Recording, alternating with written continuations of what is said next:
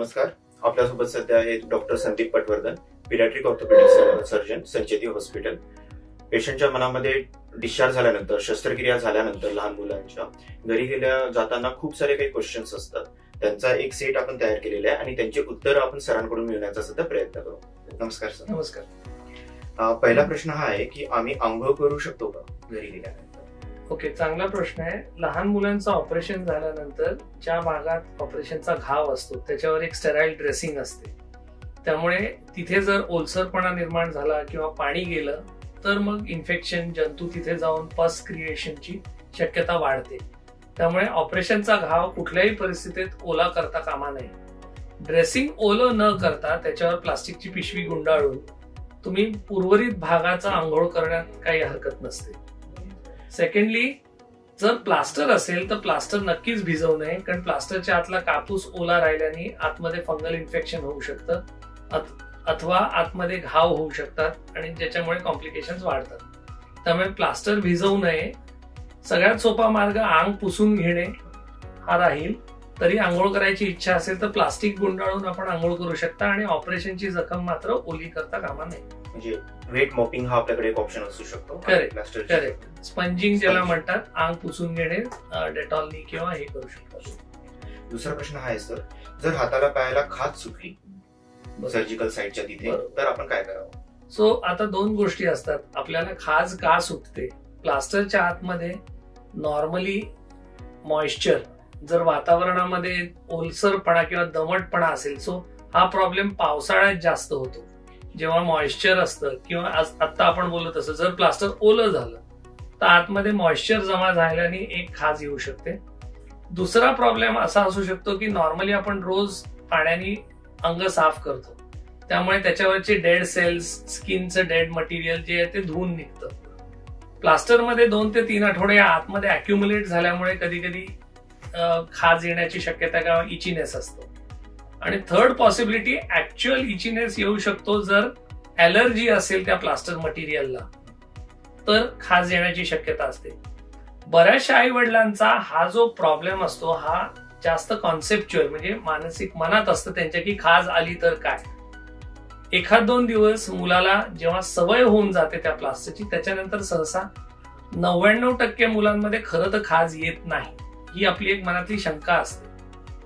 कम्प्लिटलीच खाज येणार नाही अशातला भाग नाहीये. पण आता ह्याच्यामध्ये 2 रेमेडीज आहेत. आम्ही जेव्हा शक्यतो प्लास्टर लावतो तेव्हा आम्ही फायबर ग्लासचं प्लास्टर लावतो. ते वॉटरप्रूफ पण असतं, ऍज वेल एज त्याच्यातून हवा खेळती राहते. त्यामुळे आतला जो स्किनचा भाग आहे तो व्हेंटिलेटेड असतो. त्यामुळे खाज येण्याची एक तर शक्यता कमी आहे, कारण मी मटेरियलच तसं वापरतोय. आणि दुसरी गोष्ट, जर समजा खाज आली तर आपण पंख्याखाली बसावे किंवा त्याच्यावरती हेअर ड्रायरनी किंवा एसीचा जो डायरेक्ट वाऱ्याचा ब्लास्ट असतो त्यांनी एक गारवा दिला त्या स्किनला तर खाज येण्याचं प्रमाण कमी होतं. आणि रेअरली त्याच्यामध्ये पाणी गेलं तर तुम्ही ड्राय करून टॅल्कम पावडर टाकू शकता. आणि अगदीच अतिशय खाज येत असेल तर मात्र आम्ही काही औषधं प्रिस्क्राईब करतो, अँटी ॲलर्जिक मेडिसिन, ज्यांनी इचिंग कमी होत असेल. पण जर तुम्हाला अतोनात खाज येत असेल तर कृपा करून आतमध्ये पेन्सिली, फुटपट्ट्या, काड्या घालून खाजवायचा प्रयत्न करू नका, कारण लहान मुलं आमच्याकडे येतात आणि आतमध्ये जखमा झालेल्या असतात. जर खूप खाज येत असेल आणि तुम्हाला सहन होण्याच्या पलीकडे असेल तर डॉक्टरांकडे, आमच्याकडे इकडे कॅज्युअलिटीत येऊन दाखवा. आम्ही प्लास्टर ओपन करून एकदा चेक करू शकतो ऑलवेज की काही खरंच कॉम्प्लिकेशन नाही ना, आणि ते प्लास्टर रिअप्लाय करता येतं. सर आपण सांगितलं दुर्लक्ष नाही करायचंय, पण कॉमनली जे किरकोळ खाजीचं प्रमाण आहे ना ते खूप मिनिमल आहे. सर आपण सांगितलं आता की ड्रायरने आपण वॉश करू शकतो, तर तेव्हा वॉर्म ड्रायर, म्हणजे dryer hot air, cold air कुठलीही चालेल, चटका बसणार नाही असं बघा. फक्त त्याला हवा सोडली, थोडं कोरडं झालं की बरं वाटायला लागतं आणि इचिनेस कमी होतो.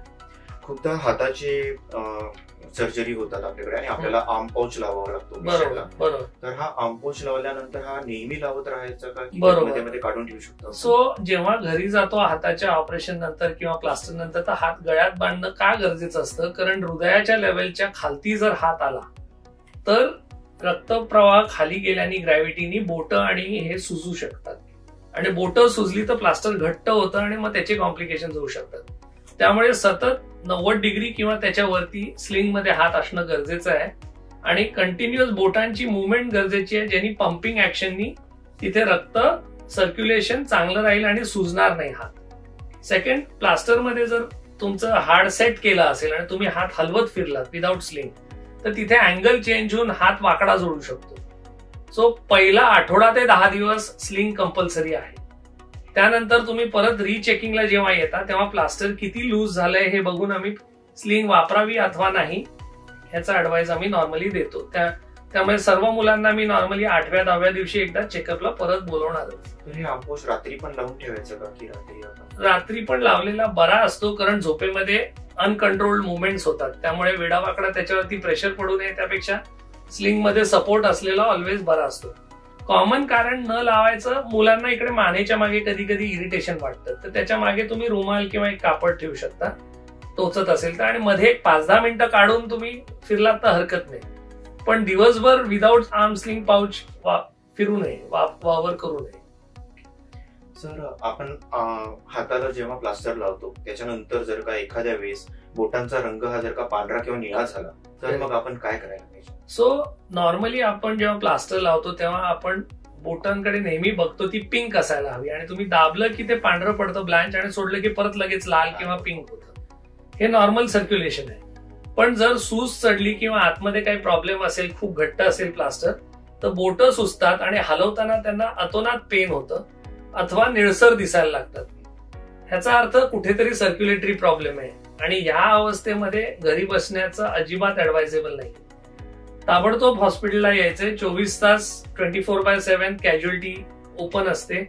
लगेच तुम्हाला बघून गरज पडल्यास प्लास्टर कापून लूज करून सर्क्युलेशनची काय परिस्थिती आहे ही आपण रेक्टिफाय करू शकतो. त्यामुळे निळसरपणा बोटांचा किंवा पांढरी पडली बोटं तर अजिबात घरी बसू नका, लगेच दाखवायला या. हा एक खूप महत्वाचा सल्ला सरांनी आपल्याला दिला की हाताला जर का प्लास्टर लावला असेल आणि बोटं पांढरी किंवा निळी पडली तर ती इमर्जन्सी सिच्युएशन आहे, अशा वेळेस आपल्याला लगेच कॅज्युअलिटी गाठायला पाहिजे. बरोबर. सर, पायाला जेव्हा आपण प्लास्टर लावलेलं असतं तेव्हा आपण त्याच्यावर वजन देऊन चालू शकतो का? करेक्ट. सो आता 2 प्रकारच्या ठिकाणी आपण पायाला प्लास्टर लावतो. अगेन, जर तुमच्या डॉक्टरांनी किरकोळ फ्रॅक्चर असेल आणि आम्ही तुम्हाला प्लास्टर लावून दिलंय, त्याला वॉकिंग प्लास्टर म्हणतो आम्ही. कधी कधी आम्ही हाडावर नाही, स्नायूंवर शस्त्रक्रिया करतो. सॉफ्ट टिश्यू रिलीज असेल किंवा टेंडन रिलीज असेल, ज्याच्यामध्ये वेट बेअरिंग केल्याने तुम्हाला व्यायाम होतो, आणि आम्ही एनकरेज करतो की तुम्ही चालावं. जेव्हा डॉक्टरांनी चालायचा सल्ला दिलेला आहे तेव्हा तुम्ही चालायला हरकत नाही. आणि अगेन ऍज आय सेड, मी फायबरचं प्लास्टर लावतो जे तुटत नाही, आणि खाली त्याला प्लास्टरवर चालता यावं म्हणून एक काश शू मिळतो, तो घालून वॉकरच्या आधाराने तुम्ही जरूर चालू फिरू शकता, जर कंडिशन तुम्हाला त्याच्यासाठी प्लास्टरवर चालायला परवानगी दिलेली असेल तर. जर डॉक्टरनी सांगितलंय पायावर प्लास्टरवर वजन घ्यायचं नाही तर त्याच्यावर अजिबात वजन घेऊ नका. त्याचा अर्थ तुमची कंडिशन जी होती हाडाची, फ्रॅक्चरची किंवा आजाराची, त्याला अर्ली पायावर वजन घेतल्याने प्लास्टर तुटू शकतंय, आणि जिथे ऑपरेशन झालंय त्याच्यावर फार लवकर लोड आल्यामुळे ऑपरेशनच्या सक्सेसमध्ये प्रॉब्लेम होऊ शकतो. सो जे इन्स्ट्रक्शन दिले ते फॉलो करा. आपल्या मनाने चालायला लागू नका, कारण 2-4 दिवसात बरं वाटायला लागलं, कारण ते प्लास्टरमुळे आराम पडतो. तो मुलाला वाटतं की काही प्रॉब्लेम नाही आणि चालायला लागतं, आणि मग व्यंग निर्माण होतो, वाकडं होतं ते. सो जर डॉक्टरांनी सल्ला दिला चालायचा तर अवश्य चाला, पण आपल्या मनाने चालायचा प्रयत्न करू नका. आणि चुन्याचं प्लास्टर असेल तर ते तुटून जाईल, त्यामुळे अजिबात त्याच्यावर चालू नये. जर पायाला प्लास्टर किंवा हाताला प्लास्टर लावलं असेल आणि असह्य दुखणं, वेदना त्याच्यात जर का होत असतील तर आपण काय करायला पाहिजे? सो जर किरकोळ दुखणं असेल, लहान मुलांमध्ये ना दुखण्याची 2 कारणं असतात. एक ऍक्च्युअल खरंच तिथे काही कॉम्प्लिकेशन असेल तर, दुसरं त्यांना प्लास्टर नको असतं, मानसिक की त्यांना हे काढून टाका. त्याच्यासाठी ते उगाच सांगतात की माझा पाय दुखतोय. सो जर बोटं नीट हलत असतील, सर्क्युलेशन नीट आहे, आणि जेवण खाण नीट घेतोय, आणि बाकी त्यांची ऍक्टिव्हिटी मित्रांबरोबर, भावंडांबरोबर, टीव्ही बघण्यामध्ये सगळी नॉर्मल आहे, तर ते दुखणं म्हणण्याला काय अर्थ नसतो सहसा. ज्याला खरं जेन्युइन कॉम्प्लिकेशनमुळे पेन होत असतं तो अजिबात पाय हलवणार नाही, अन्य त्याग करू शकतात, आणि कंटिन्युअसली रेस्टलेस, इरिटेबल असतात आणि रडत असतात. अशा अवस्थेत मात्र तुम्ही चेकअपला आणलेलं गरजेचं आहे. डॉक्टरना बघू दे, आम्हाला बघू दे कॅज्युअलिटीमध्ये किंवा ओपीडी मध्ये की काही डेंजरस सिच्युएशन नाहीये ना, आणि मग आम्ही तुम्हाला तसा सल्ला देऊ की नाही, हे कंटिन्यू करू शकता. घरच्या घरी उगाच आपलं सिडेटिव्ह किंवा पेन किलरचा डोस स्वतःच्या मनाने वाढवू नये. चेकिंगला यावं, कन्सल्टेशन करावं, क्लिअर करावं की हे डेंजरस पेन नाहीये ना, कारण ऑपरेशन नंतर काही दिवस दुखणं अपेक्षित आहे, पण ते हळूहळू कमी होत जायला हवं. जर कमी होत नसेल किंवा वाढायला लागलं किंवा कमी झालेलं नंतर वाढलं तर इन्फेक्शन असू शकतं. आत एखादी वायर असते ती बाहेर निघाली असेल, सरकली असेल तर पेन वाढू शकतं. तर ते जे काय प्रॉब्लेम आहे तो आम्हाला आयडेंटिफाय करायला हॉस्पिटलला ताबडतोब येऊन दाखवायला पाहिजे. सर मगाशी आपण सांगितलं की प्लास्टर ओलं व्हायला नको, पण चुकून लहान मुलांकडून जर का प्लास्टर ओलं झालंच तर मग आपण काय करायला पाहिजे? सो प्लास्टर जर चुकून ओलं झालं, पाणी सांडलं किंवा टॉयलेटमध्ये गेलेलं असताना ओलं झालं, सर्वसाधारणपणे मायनर सॉइलिंग झालं तर त्याला आपण सिम्पली पंख्याखाली वाऱ्यामध्ये ठेवावं किंवा हेअर ड्रायर असेल तर ब्लो ड्राय करायचं, म्हणजे ते कोरडं होतं. आणि त्याच्यानंतर घाण वास येऊ नये किंवा त्याच्यामध्ये मॉइश्चर राहू नये म्हणून टॅल्कम पावडर, साधी पावडर अगदी थोडी टाकायची, ती आतमध्ये गेली आणि त्याच्यामधलं स्वच्छता राहिली आणि ड्रायनेस आला तर काम भागण्यासारखं आहे. जर 50% किंवा 100% पूर्णच ओलं झालं असेल किंवा सॉफ्ट झालं सेंटरमध्ये किंवा सॉगी झाल्यामुळे घाण वास यायला लागला आणि ऑपरेशन झालेलं असेल तर मात्र हॉस्पिटलला दाखवायला या, कारण आतमध्ये जर इन्फेक्शन असेल किंवा प्लास्टर बदली करायची गरज असेल तर ते ताबडतोब करता येईल. ओलं ठेवून चांगली गोष्ट नाहीये. लगेच ड्राय केलं, ड्राय झालं आणि चाइल्ड कम्फर्टेबल असेल तर काय करायची गरज नाही. सर एक शेवटचा प्रश्न, प्लास्टर मधून जर का घाण वास येत असेल तर मग आपण काय करायचं? सो नॉर्मली घाण वास मळ जमा झाल्याने किंवा आतमध्ये जर फोडा आला, ब्लिस्टर झालं किंवा ऑपरेशनची जखम ओली राहिल्याने इन्फेक्ट झाली तर वास येऊ शकतो. नॉर्मल आपण आंघोळ नाही केली तर साधा वास थोडाफार येतो, तसा येऊ शकतो हातातून तुम्ही जर जवळ जाऊन बघितलं तर. पण जर डिस्टर्ब होण्या इतपत वास येत असेल तर डेफिनेटली प्लास्टर उघडून बघायला पाहिजे की आतमध्ये काही इन्फेक्शन झालं नाहीये ना आणि जखम ऑपरेशनची ठीक आहे ना. तर अशी परिस्थिती असल्यास लगेच हॉस्पिटलला यायचं आणि चेक करून घ्यायचं. जवळपास सगळ्याच प्रश्नांचे छान उत्तर सर आम्हाला सध्या मिळाली. ओके, धन्यवाद. थँक्यू.